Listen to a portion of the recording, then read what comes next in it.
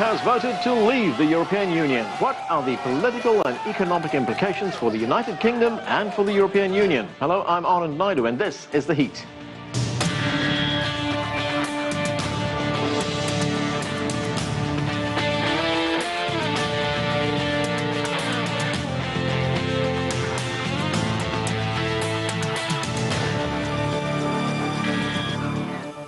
For months, voters in the United Kingdom were faced with a major decision. Should the United Kingdom remain as a member state of the European Union, or should it exit, a process often referred to as Brexit?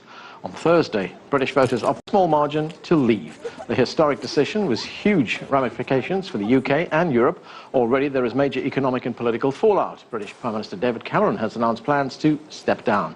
And across Europe, there are new questions about the viability of the EU. We begin with CCTV correspondent Richard Bestick, who joins us from London. And Richard, as people in Britain start to come to grips with this decision to leave the EU, what's the reaction there? What's the mood? Well, the broad reaction in this hugely divided nation, Anand, is depending really on which side of the argument you fell, whether you were for leave or whether you were for staying within the European Union. The person, of course, who woke up with the biggest shock of the day was UK Prime Minister David Cameron. And within hours of hearing the decision, he had tendered his resignation to the Queen.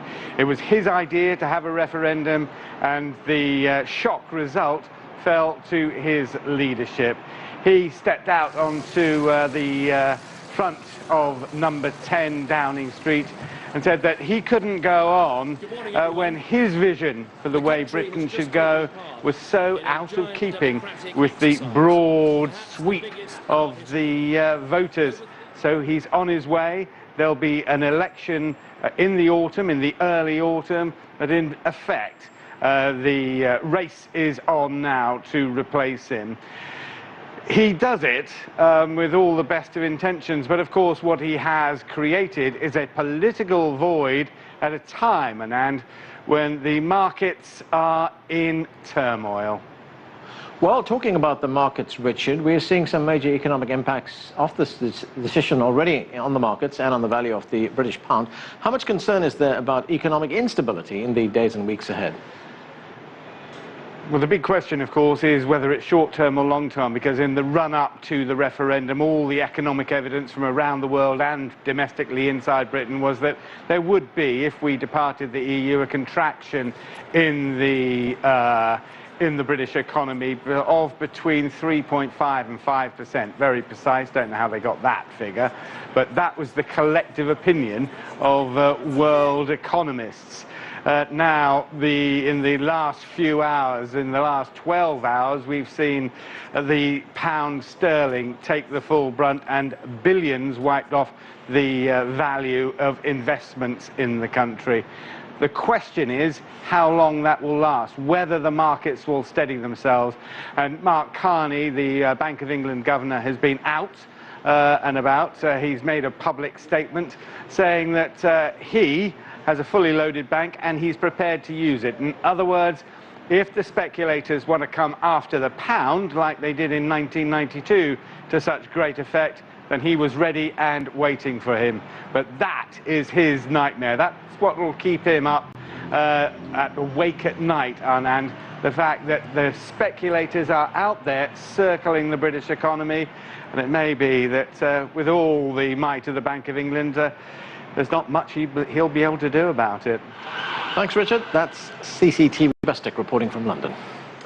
And joining me now from London is Anthony Schofield. He is Vice Chairman of the Campaign for an Independent Britain, and he's the director of a think tank called Futuris. Also with us from Manchester is Mohammed Shafiq. He supported the UK effort to remain in Europe, and he's Chief Executive of the Ramadan Foundation. And with us too from Berlin is Michael Wolgemuth. He is the director of the Berlin office of Open Europe, a think tank focusing on reform of the European Union. Also joining us in the studio here is CCTV correspondent Nathan King. Thanks to all of you for joining us. Anthony, let me start with you. Your side won. You are, of course, a co-founder of the UK Independence Party, known as UKIP. That's a party that campaigned very vigorously for Britain to get out of the European Union. So now Britain's out. What next? Well, we've crossed the Rubicon, but we've always said that there must be a safe and beneficial departure, and that requires the following: a clear aim, a clear plan, a clear timetable. The clear aim is to identify what parts of the European Union we must leave to regain self-government, and those are the political structure, the judicial structure, and the monetary structure. It is not necessary to leave the single market. The single market in it is nothing specific to the European Union. It also is shared by 3 other countries of the EFTA states, and Britain is already in the European Economic Area, which is the body founded by these 28 EU countries and 3 EFTA states. It would, in my opinion, if we had good negotiators, as Donald Trump says, we should say, we are in the European Economic Area. Are you proposing to kick us out or not? And if you are proposing to do that, it is then down to the EU, which will then take the burden of causing economic dislocation. I would also suggest that the UK joins EFTA if it can. I don't see any reason why it can't. And then on top of that, we will then have a clear plan, whereby we've got a plan which is hundreds of pages long, but it boils down to basically adopting the position currently taken by Norway.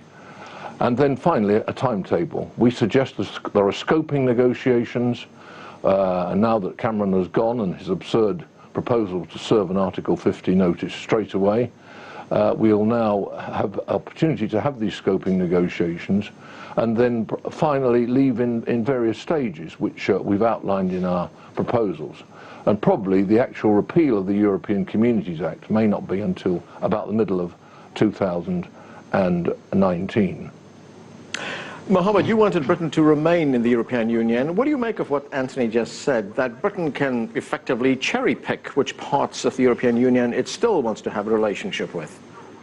Well, first of all, it's a devastating result and a dark day for our country, but democracy has spoken, the country has spoken, and as a Democrat in this country, I recognise and accept that result, and I offer my congratulations to Anthony and all the people on the Leave campaign. What Anthony describes happens if the European Union and other partners allow it to happen. This is a negotiation between 2 parties, and there will be give and take. At the heart of this is going to be trying to get the best result for our economy here in the United Kingdom. Throughout this campaign, we were hearing promises made by the Leave campaign. For example, the £350 million that we spend in our European membership coming back to the NHS. Nigel Farage this morning saying that's not going to happen, it was a mistake. So we need to be very clear about what is going to happen. There's a lot of uncertainty, but I think, you know, new leadership in the Conservative Party will lead to those negotiations happening, and at the heart of that, we all as a country need to come together, because whether you supported Brexit, whether you supported Remain, we're all part of the United Kingdom, and we need to come together as a nation and reject the inflammatory racism that we saw in this campaign from some elements of the Leave people. Michael, we're hearing all kinds of doomsday predictions right now, that this is the end of the European project, that this is the end of Europe as we know it, that this could lead to the breakup of the European Union. What kind of impact is Britain's departure going to have? It depends on what kind of model the UK would like to adopt. And I must say I was quite surprised that the first speaker from UKIP was actually recommending the Norwegian model. This is fine to remain in the single market of the European Union, but as far as I saw, many of the Leave campaign were actually asking for sovereignty and democracy, and the Norwegian solution means that you have access to the single market, but you also have to accept free movement of people at the same time, and what might be even worse, you have to accept the regulations related to the acquis communautaire, which is a big part of the single market regulation, without having a say. It means regulation without representation, and I'm not quite sure if for the Brits who want to get back control actually would favor this kind of solution, even though it might be offered by countries like Germany, who would like to see trade relations not reduced to such a degree that it might damage both sides, because after all, there are beneficial gains from trade for all sides. Anthony, let me get your response to that very quickly. Well, I'll just keep it short. Well, we're not, it's not access to the single market, we're in the single market. And the point is that Norway, in fact, it's a two-pillar system, the European Economic Area, which is the formal name for the single market. And the EU has its side, and the EFTA countries have their side. They have a court and everything which administers the EEA as regards the EFTA states. That's why we think the simplest solution would be to join EFTA. Okay. Nathan, let's bring you into this conversation. This was a very bitter campaign, a very divisive campaign in the United Kingdom. Let's listen to what the leader of UKIP, Nigel Farage, had to say. Let's watch. The EU's failing, the EU's dying. I hope we've knocked the first brick out of the wall. I hope this is the first step towards a Europe of sovereign nation states, trading together, neighbours together, friends together, but without flags, anthems, or useless old unelected presidents. So what happens now? What happens next?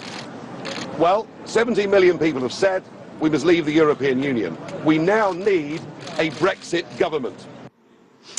Do you think Britain's ready to accept this result, or are there going to be a lot of divisions that are going to remain? Oh, I mean, the country is divided. Young, old, north, south, Scotland, UK, Northern Ireland, UK, Wales. It's completely divided. Now, you know, a lot of hopeful noises coming from the Leave campaign. They've won. That's great for them. But what happens? I think, even though our guests have been perfectly calm about this, no one knows what is going to happen. Every point has to be negotiated with the European Union. And a lot of the Leave people have said, look, we're the biggest customers of the EU, the UK is going to be just fine. But the EU is not going to be in a mood to give the UK exactly what it wants. Remember, it has to also say the UK can't get all this stuff, otherwise we'll have to give it to other countries as well within the European Union. And also you have a split, potentially, in the Leave campaign. A lot of people like Boris Johnson, potentially the future Prime Minister of the UK, free trade, libertarian Britain, almost like a tax haven on the edge of Europe, trading with everyone and anyone, and writing its own rules and mercurial economy.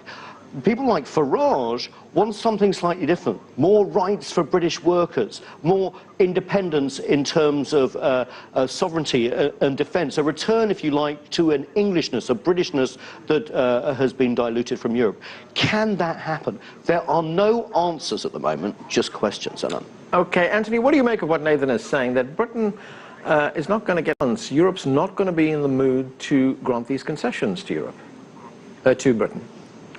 Well, we certainly want to remain friends with the European Union, and actually I think the proposal we're putting forward will make it a life reasonably easy for the European Union bureaucracy, because the UK is already in the European Economic Area, and therefore will transit quite smoothly. What we'll be losing is the political and judicial, and to some extent the monetary structures. So I don't see any particular problem on that.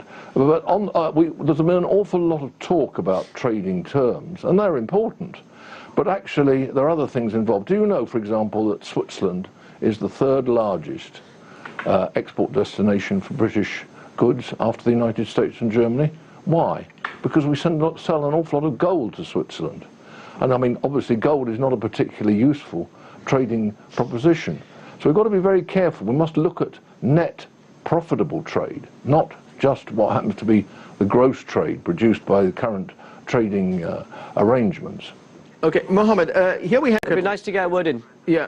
When we look at the campaign before the referendum, I mean, it straddled the kind of political divide in Britain. You had people on the Conservative side, people on the Labour side, both supporting Britain remaining in the European Union. So in a sense, did Prime Minister David Cameron make a strategic blunder when he called this referendum? Was there a clamour in Britain for this vote, or was he trying to settle political differences that he had? Well, first of all, can I just say, in terms of the UKIP campaign, it was a xenophobic and racist campaign, and it was rejected by every aspect of our society. And that's what makes this more difficult to bring our country together, when you have the inflammatory language that was used by Nigel Farage in this debate. But you're absolutely right. In terms of David Cameron, he tried to offer this referendum to stop the rise of UKIP and to try to stop the backbench revolt in his own party. He's put Britain's future prosperity at risk for his backbenchers. And in the end, we've got to have an honest and open discussion about how we move forward. Do we want a Britain that's outward looking and internationalist, or we're going to be looking inward? And you know, the rhetoric we've seen, it's absolutely been disgusting, the rhetoric we've seen. The idea that Turkey is going to join in the next 2 years, when clearly it's not going to happen. They've not been able to tell us what the method is. And all they can say now is, you know, this is what we want. You can't pick and choose what you want and expect the other side to give you everything that you want. And that's the reality in this debate. And, you know, UKIP should be ashamed of the campaign it ran. Yes, I accept the result, and yes, we'll move forward. But if they really want to rebuild trust with our communities, then they've got to reject that xenophobia. And the other thing I think is really important, there is a disconnection between our political ruling class in this country, whether you're Labour, Liberal Democrat, Conservative, or the Green Party, and those people. And last night, people gave a kick in the teeth to the establishment, the political establishment that run this country. And all political parties have got to react to that and really understand why that is happening. Michael, there are already rumblings in other European countries. You look at Holland, Geert Wilders, who is the leader of a far-right party in the Netherlands. If you look at Marine Le Pen, leader of the National Front in France, they are now saying, well, we want our own referendums. We also want to renegotiate our membership in the European Union. Do you think with this British exit that these calls are now going to gather momentum? That really depends on how this Brexit procedure will develop. According to Article 50 and so on, I mean, certainly some of the mostly right-wing, but perhaps also left-wing populist parties think, all right, now you see, we could also take back control of our own country and pursue some policies of our own without the European Union. But perhaps the citizens might watch closely what is now going to happen with the United Kingdom, where it was rather easy to imagine what Remain means. Not nice, not perfect, but I always had the impression that the Leave camp, they had a slogan, but no plan. At least they couldn't agree on a plan. There was some talk of a Norwegian solution, of Singapore on steroids. Of CETA, the Canadian trade deal, and this is something that the other potential leavers of other countries would also have to make up their mind with. And if they watch how difficult it can become, and I would think at least for the next 2 or 3 years, right, life economically will become very difficult for the UK. I think this would not create a contagion, so everyone thinks, wow, there's a better life outside the EU, and we can get all the advantages without paying a price for it. This might actually dampen the appetite of other, not necessarily parties, but the citizens to follow such a kind of Brexiteering. Right. I guess we'll have to wait and see what the full impact is. Lots more to talk about, but we are going to take a quick break right now. Much more on the major UK decision to leave the European Union. When we come back, stay with us. You're watching The Heat.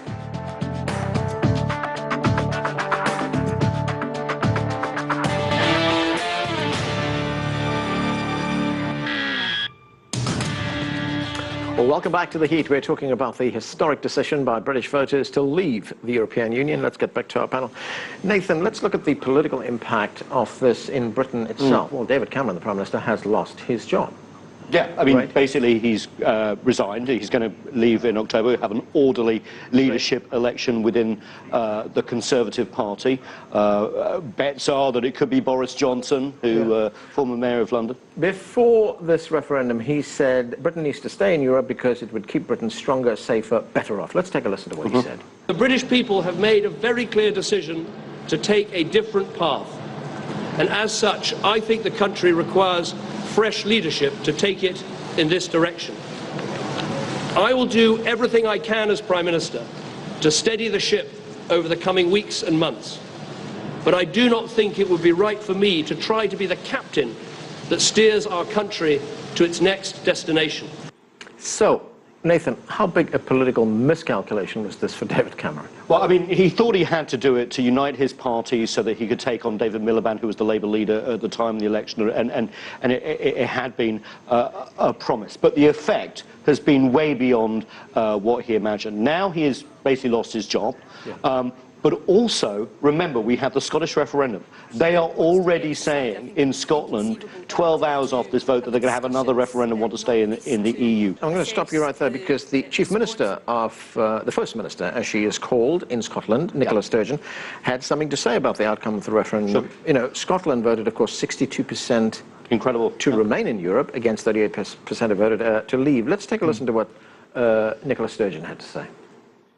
As things stand, Scotland faces the prospect of being taken out of the EU against our will. I regard that as democratically unacceptable. So we're talking about Britain, which could be broken up? Yeah. Okay, so Scotland looks like they're going to have another referendum, basically saying we want to remain within the EU, the UK is coming out. Yeah. Northern Ireland marginally voted to remain.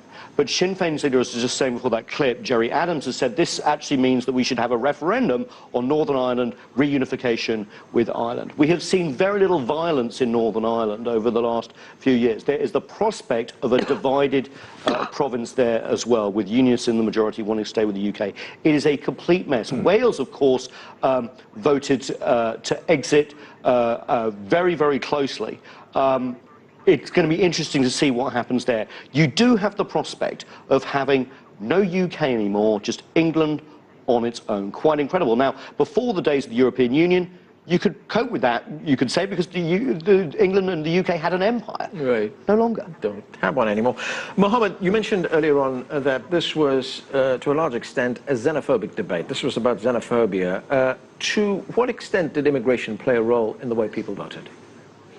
It played a massive role. I mean, certainly there was a lot of conversations out in communities as I was traveling around the country, people raising the issue of immigration over and over again. There is an impact on local services, and I think the chattering classes, if you like, the people who engage in those debates, either branded the people who raised issues around immigration as racist or wanted to shut down the debate, and we paid a heavy price for that. We didn't address the issue of immigration. There's been a huge increase in the number of EU migrants into this country, and we've not catered for that, and I think that was used as a political football to hammer away, and we saw the most xenophobic commentary from UKIP and its leader Nigel Farage. We saw that poster on Turkey, and you know, it turns people's minds. You know, in communities where I come from, here in Manchester in the north, there were places with huge Asian populations who were still voting for out. So it's a huge damning indictment on the political establishment. Okay, Anthony, what's your response? Did your party exploit rather race and immigration as an issue to get the kind of votes you wanted? Okay, let's just go back first of all to Scotland and Ireland. Yeah. There's an awful lot of nonsense talked about it. Which two parties changed their view between the 1975 referendum and the 2016 referendum? Sinn Féin and the Scottish Nationalist Party. In 1975, they both wanted to pull out. Now they want to stay in. They're the only two parties that changed. And it's absolutely ludicrous. Scotland won't go independent. It can't possibly. First of all, there's the question of the Scottish financial sector, which is propped up. About 80% of the money in it comes from England. All right. Secondly, Actually, why don't you talk about your really racist and xenophobic campaign? Yet. That's not decided yet at all. It's very easy to imagine a scenario where Scotland has a referendum again. You know, we've been there before. And thirdly, they've changed their currency proposals 3 times. They were not, during the Scottish referendum, they were talking about keeping the pound. 18 months later, they now want to take up the euro. Now, look, these are not really credible people. And as for Sinn Féin, that's a good way of keeping them in. If you're taking a political direction from them. Okay, Anthony, I need you to address very quickly, I've just got a few minutes left, the question of immigration. Anything but the xenophobia. Anything addressing but the issue of xenophobia. Yeah, that's the question I want him to address. Yeah. Go ahead, Anthony. Well, first of all, I've not been a member. You slightly miscast me. I certainly founded UKIP, but I haven't been a member for about 10 years. I'm not responsible for Nigel Farage, who I haven't seen for about 10 years, or anything he says. And to some extent, I agree that he is a man who's very incautious with his language. It's in fact one of the reasons why I fell out with him, apart from the fact that he tended to initiate unconstitutional actions in the party. Migration certainly is a big factor, and it's economically absolutely certain that migration of people with lower skills and capital, and most migrants don't have any capital, must impoverish the native population. And I don't think it's particularly xenophobic so much as concern about falling living standards. Okay, let me go to Michael quickly. Michael, given this British vote... sorry, can I just come back and say... Sorry, Anand, I just need to say, that it's that sort of inflammatory language against migrants. Migrants who come to this country, work very hard, contribute to our economy, and should be welcome in this country. It's that sly remark that is made about the fact that migrants are coming to this country for our welfare system or coming here to take our jobs. They work very, very hard, and we should recognise their contribution. According to your side... According to your side... I'm going to have to move on now to Michael. Michael, given this British vote, do you think that the European Union itself will now embark on some kind of reform program to address these concerns that were brought up during this debate in Britain? Yes, I would very much hope so. And but if you look at the history of what happened when there was a rather crucial referendum in 2005, when France and the Netherlands by referendum rejected the so-called European Constitution, there was a period of reflection, the very same words being used now. They developed a plan D for democracy, or a plan CC, closer to the citizens, and had all these wonderful ideas. And after years of frustration, they returned to business as usual. And I very much hope that this time it will not be business as usual. It will be a big debate about subsidiarity, about free trade, about getting Europe closer to the citizens, and much of what David Cameron was having some agreements on this February, you know, like the red card for parliaments, like increasing competitiveness, and perhaps also reducing the access of EU migrants to the welfare state, to inward benefits. This is something that many other member states would like to see as well, and perhaps at least even without the UK, we can perform better with some of the ideas that the UK initially brought to the European Union. Okay, we're going to have to leave it there. Thanks to all of you for joining us. That's it for this edition of The Heat. We'd love to hear from you, so please send us your questions, comments, and story ideas to theheat@cctv-america.com. And of course, we'd like to continue this conversation on social media. Give us your thoughts and comments on our Facebook page. You'll find that at CCTV America. I'm Anand Naidu in Washington, D.C. Thanks for being with us.